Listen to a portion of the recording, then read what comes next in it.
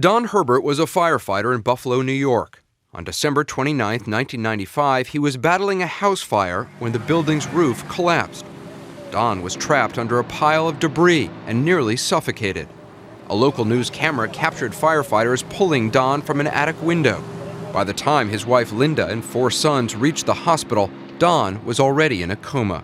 I remember pleading and begging with him in the hospital when he was unresponsive, just, don't leave me, don't leave the kids, we need you, we need you.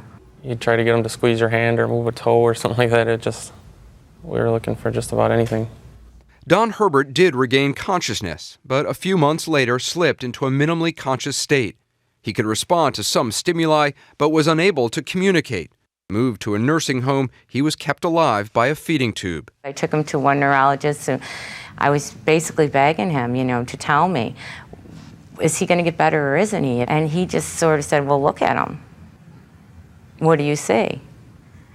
You see what I see. There's nothing there. And I was just devastated. While Don languished in the nursing home, years passed, and his 4 boys grew into men.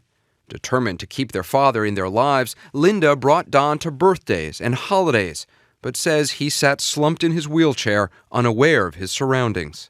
What was it like as a kid growing up to see your dad like that? You'd think after 10 years of seeing him hooked up to feeding tubes and different machines that you'd sort of get used to it or something, but I really never did. Yeah, it made me sick to my stomach to go. I didn't go that often because I just couldn't stand seeing him like that. Then one day, 2 years ago, the nursing home called with shocking news.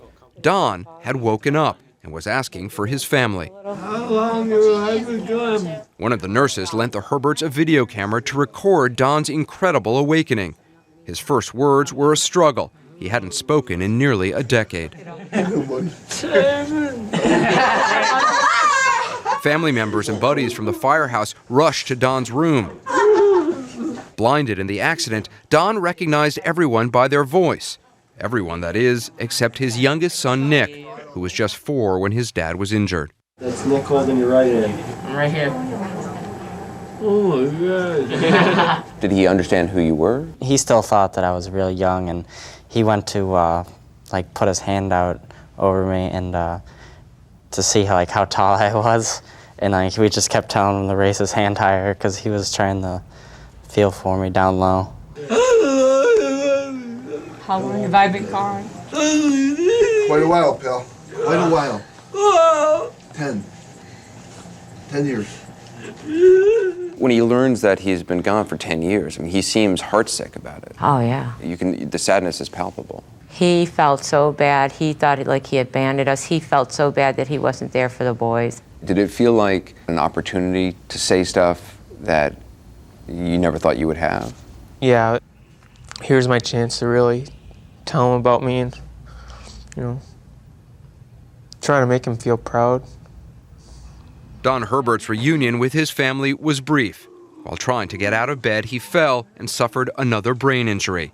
He later contracted pneumonia, and less than a year after he woke up, Don Herbert died. His awakening was celebrated as a miracle, and a family member has written a book about it. But Dr. Nicholas Schiff, a neurologist at Weill Cornell Medical Center, says, though rare, he's seen other startling recoveries and believes Don Herbert's story should be a wake-up call for doctors. When I went to medical school like 20 years ago, there were various kinds of one-liners you get in medical school about ways of understanding a problem, and the one-liner you get about brain injury was damage done. That what's done is done. What's done is done. Structural brain injury is unchanging. So with patients in a minimally conscious state, it's not true to say what's done is done. I think we know enough now to know that there are some minimally conscious state patients where that statement is false.